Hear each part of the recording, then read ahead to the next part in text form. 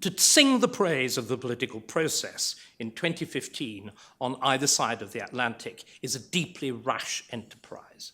Isn't it? The political process is held in profound contempt by a very large part of democratic electorates. And I think this is a very serious problem.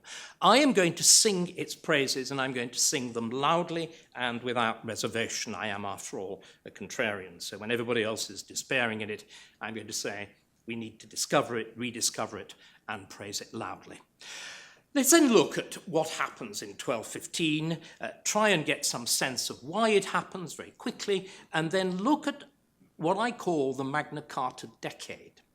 Because if the Magna Carta of 1215 fails and is an absolute failure, the reason for its success are the events of another decade. We all forget, because our fondness for single anniversaries, that 1215 is only the first of a continuous series of reissues of Magna Carta, which go on until 1297. The key ones take place in the decade 1215 to 1225, but they are documents of an absolutely radically different nature and are the product of radically different political circumstances. And until we understand, this is where the historian comes in, until we understand that specificity, that local quality, we will understand nothing at all. Right, why then does Magna Carta happen at all? We were again talking when we were all assembling before this afternoon session, we were talking about the remarkable resemblance between so much modern politics and earlier monarchical and court politics. And one of the points at which, of course, they all center is the question of the actual personality of the ruler, the president, whoever. The key to understanding why Magna Carta happens is John. John is a younger brother of extreme ambition, an ambition that hugely overtakes his ability. In other words, in Britain, you can make the perfect remark, he is a Miliband. He is a Miliband Junior.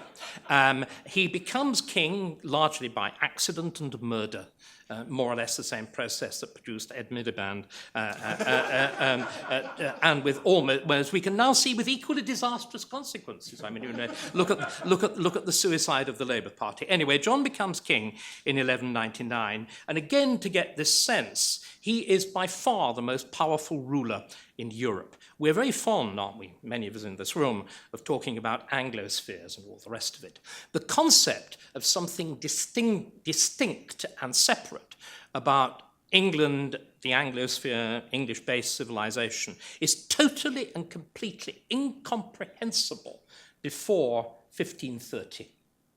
In the Middle Ages, England is invariably part of some form of enormous cross-continental empire, and its political institutions are fundamentally similar.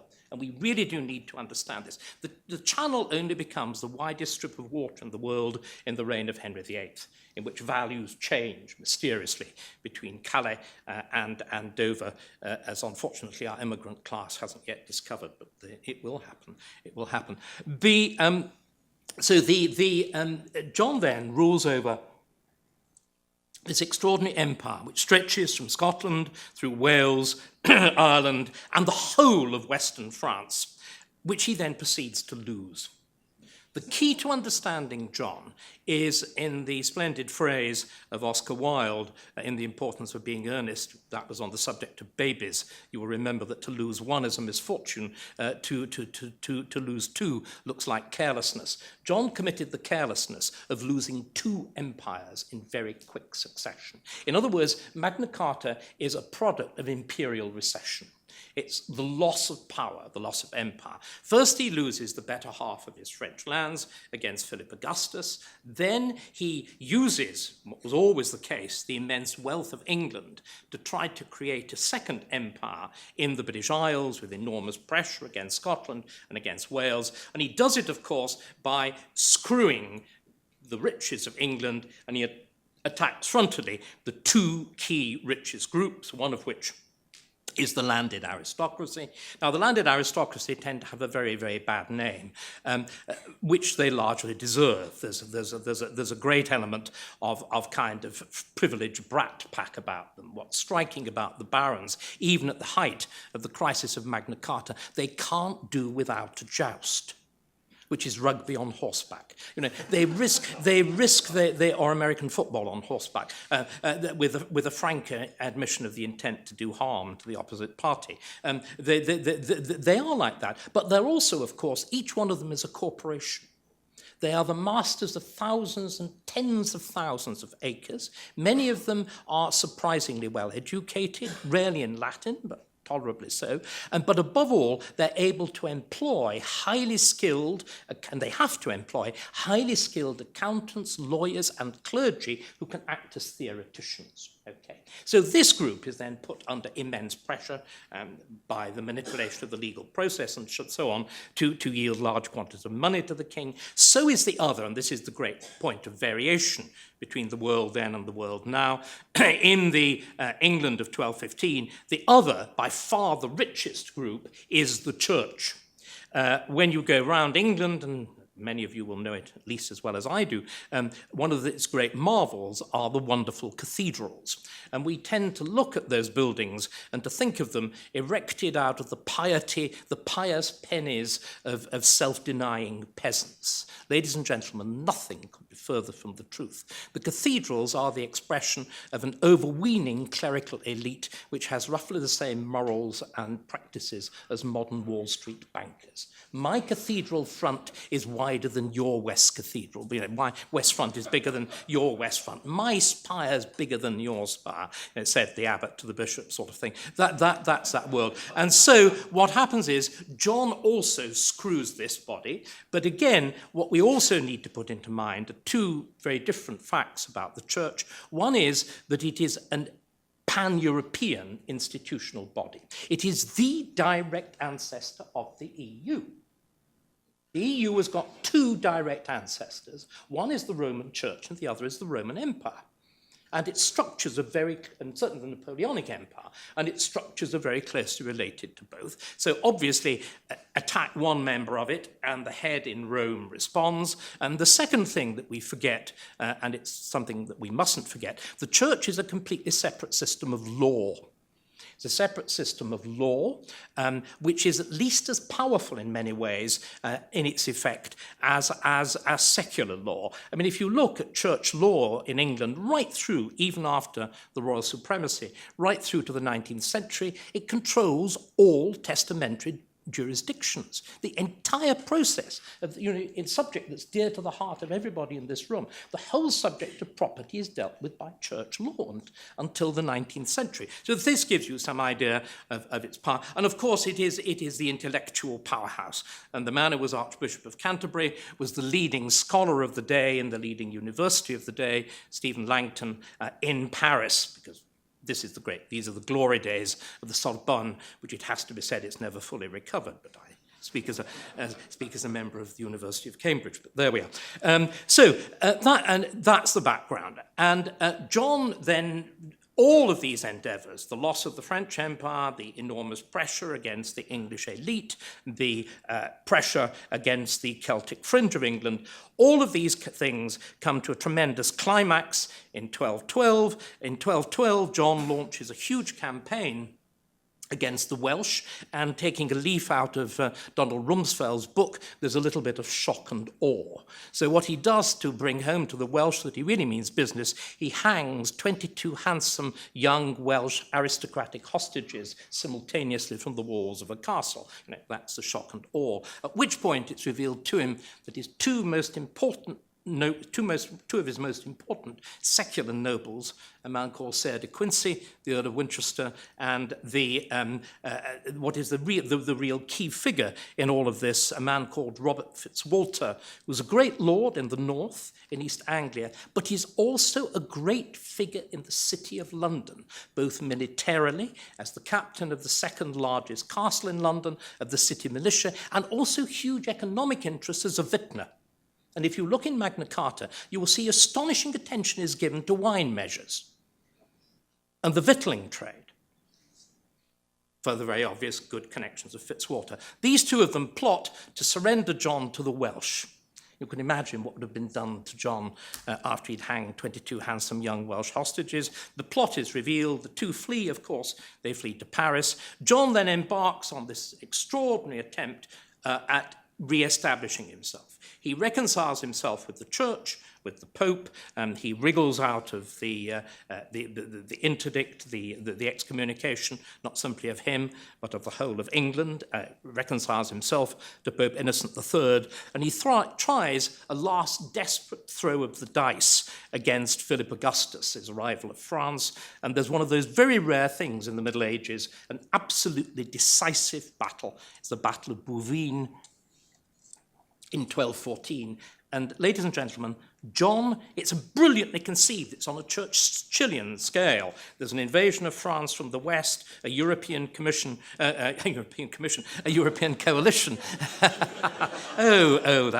masterly slip of the tongue. Invading from the east. But it all meets a terrible failure at the Battle of Boulogne. It's an absolute and total defeat for John.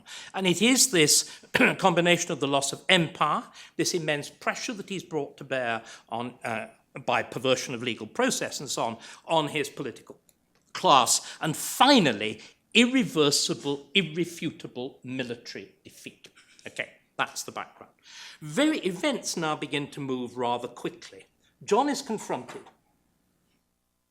The Battle of Boulogne in 1214. At Christmas 1214, he's confronted by a body of the barons demanding something very strange. There had, of course, been lots of rebellions against earlier kings. John's effectiveness in eliminating opposition. In other words, he solved the problem of opposition. Previous rebellions always took place in the name of a rival junior member of the royal house. John had solved this problem by killing them all. There weren't any. So what you have to do, you have to innovate. You rebel not in the name of a person, but of an idea. And the idea is a charter, which is a form of document that will limit the excesses of the king. Incidentally, the idea had first been invented by John's great-grandfather, Henry I, who's another younger son who seizes the throne by usurpation, and he puts forward a manifesto. You know, just like a modern political party coming to power that promises, you know, motherhood and apple pie and whatever, and the moment is in power is forgotten. But the barons don't forget this, and they constantly hark back to it. John says, come back at Easter. They come back. He says, I still can't decide. Come back in a few weeks. And it's at this point that the events, I've alluded to them very quickly at the beginning, John's defeat is now turned into catastrophe because in May, London opens its gates to the rebel barons. And the barons never lose control of London. Now, this is decisive. John loses what's left of his treasure, his administration, his prestige, his capital. He's finished. That happens on the 17th of May. Within less than 2 weeks, we call it a fortnight, John is negotiating at Runnymede with the barons, and the thing that is the measure of his absolute failure is that his negotiator is the man who'd been his leading ecclesiastical opponent, Stephen Langton, the Archbishop of Canterbury. Very quickly, John, he's got no capital, is forced to come to an agreement. And the agreement, and this is where I think we do need now to grasp the extraordinary, remarkable nature of the Magna Carta of 1215. The Magna Carta of 1215 is an utterly, devastatingly radical document. What makes it even more wonderful, you referred to the fact they're all written on animal skin. We not only have the Magna Carta, we have the drafts. We have the actual draft of the document, the Articles of the Barons, which was physically presented to Langton at Runnymede. And ladies and gentlemen, it looks just like a modern negotiating document. Each clause is given in essence, each clause of Magna Carta is reduced to about 4 or 5 key phrases. And to what you begin each line with, what do you and I begin each line with when we put forward a memorandum or heads of an agreement? Well, we begin, don't we, with a bullet point. Ladies and gentlemen, 800 years before Microsoft, Every line of the Articles of the Barons begins with a bullet point.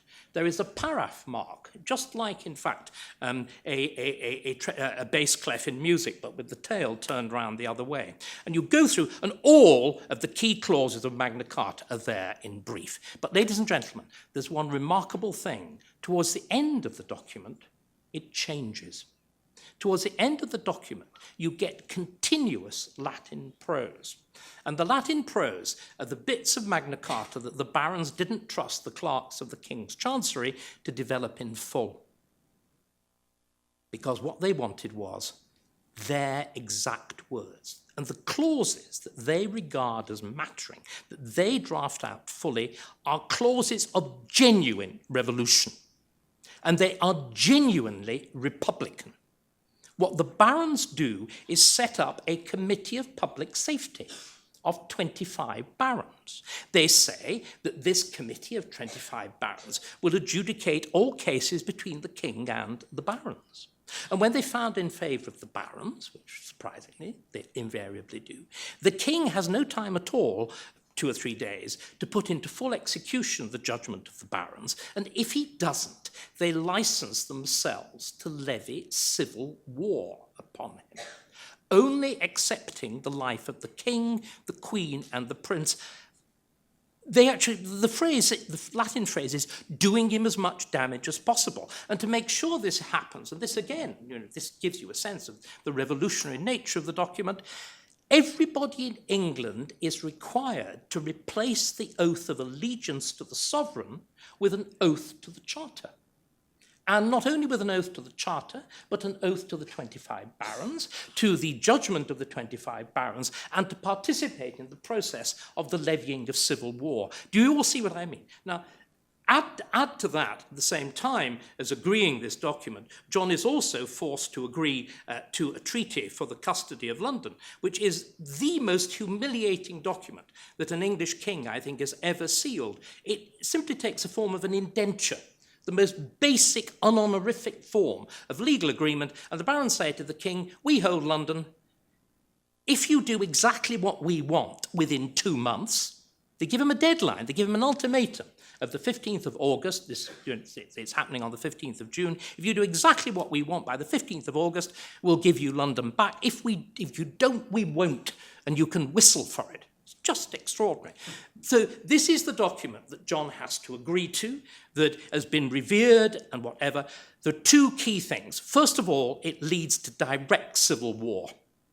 The document is so contentious that John, who had had absolutely no support before Magna Carta, is able to muster a significant party to fight for him. And secondly, the fact that it has been so manifestly extorted by duress means that it is of no validity in law, and particularly no validity in canon law, which enables the Pope to exonerate him from his oath. There's then, to cut a long story short, a savage civil war, which John begins to win, and at which point our 2 favourite barons, De Quincey and Fitzwalter, realising they face failure, treason and everything else, run over to Paris and they offer the throne of England to the heir to the throne of France, Prince Louis, who invades England with a very powerful force. Of course, he's got London. The capital surrenders to him. John collapses, the royalist forces fail, and within a few months, the royalists only have 4 castles. They've got Lincoln, they've got Dover, they've got what's the thing called Windsor and Rochester in the southeast of England. Everything is lost. John dies at Newark, allegedly of a surfeit of peaches. He had a gluttonous appetite, and his body is carted off to Worcester to be buried. Now, at that point, ladies and gentlemen, England should be over. The whole notion of an Anglosphere should be finished. And what is completely striking about it is Louis and the barons in this civil war had made no attempt whatever at reissuing Magna Carta. Instead, there's a total reversal. John's heir is a little boy of 9, And we've already seen from the photographs of Prince George and Princess Caroline that the entire world is a sucker for a royal kid. So there is a coronation of a 9-year-old in diddy little robes and with a little bracelet borrowed from his mother, and the entire nation goes, we all sigh. But much more importantly, there's this extraordinary fact of a Tory with a brain. Maybe one could make it even more radical statement, a Republican with a brain. We have William the Marshal, Earl of Pembroke, who becomes regent. And Marshal does something. This is where everything now gets really exciting. Marshal had fought Magna Carta tooth and nail. He'd risked everything in resisting it. And yet he decides, as a regent of the boy king, within 13 days of his father's death, to reissue it. But he reissues, and this is the key to understanding it, it is a completely different Magna Carta. The Magna Carta of 1215 is 4,500 words. It takes an entire sheet to write it on. The Magna Carta of 1216, more than a third of the text has gone. The Magna Carta of 1215 is 60 clauses. The Magna Carta of 1216 is 40. What's gone? Ladies and gentlemen, I don't know whether you're familiar with the rather splendid, we're all interested in politics here, that wonderful television series, Yes, Minister. Magna Carta has been Sir Humphreyized. Everything difficult has been cut out. All of those clauses setting up committees of public safety, licensing rebellion, all of that's gone. The question of the treatment of Jewish bankers has gone. The business of forest law has gone. Everything is difficult. And it's even better. Sir Humphrey tells you what he's doing. There's this marvellous phrase at the end of the reissued charter which says, of course, it was entirely, Sir Humphrey, entirely right and proper that all of these weighty and difficult subjects were considered. It they were really rather awkward, so we've set up a committee. Everything is shunted into a committee, where it sort of squirms, like a laundry basket, and only the stuff relating to forest law ever comes out. So what Magna Carta is, the Magna Carta that goes into law, is a balance of extreme left of 1215 and the compromise ground of the right in 1260. But the final coup in all of this is there's still one thing that's very much missing from the Magna Carta of 1216. The king in whose name it's issued is a minor. What is the king going to do when he becomes an adult? Will he follow the line of his regent, or will he follow the line of his father? One man takes charge, and that's Stephen Langton, who has a sort of second career in his late 70s. Not everybody dies at 20 in the Middle Ages. And Langton sets himself the task of making sure that the boy king, as he becomes an adult, will reissue the charter in an unchallenged fashion in his own name. In other words, eliminate the issue of consent. Ladies and gentlemen, for the first time, I've sort of come up with an idea of principle. Please forget it. How does the Archbishop of Canterbury get the King of England to agree to issue the definitive text of Magna Carta? He takes a leaf out of the book of Seb Blatter. He bribes him. There is a meeting of a proto-parliament which votes, up to that point, the largest single grant of taxation, which had been so agreed, but it's offered to the king on terms. If you reissue the charter, we'll give you the tax. If you don't, we won't. And the king takes one look at the pile of gold and silver and says, yippee, you've got your freedom.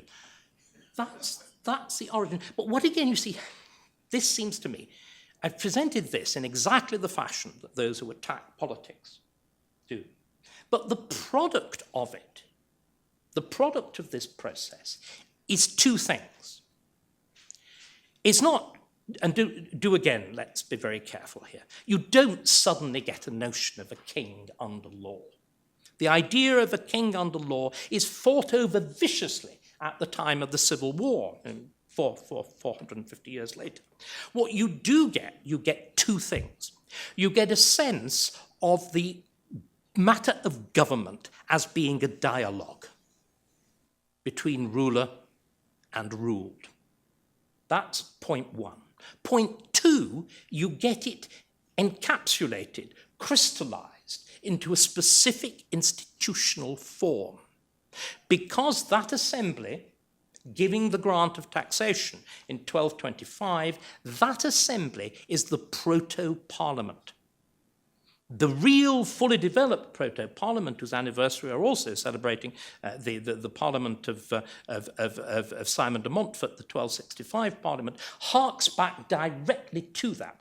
And the whole notion of the grant of taxation in return for the redress of grievance becomes, again, the fundamental institutional base on which all the things that everybody in this room values and that we talk about endlessly depends. In other words, the key to understanding Magna Carta are not the isolated, grandiose clauses promising access to justice and whatever. What tells you they're meaningless is that they're still on the statute book in England, along with the clause promising the freedom of the church. Much good it did them under Henry VIII. Or the clause promising the freedom of the City of London. Much good it did them against Attlee. These grandiose clauses don't mean anything. It's the practical, detailed, institutional operations and consequences of that political process that does. Thank you.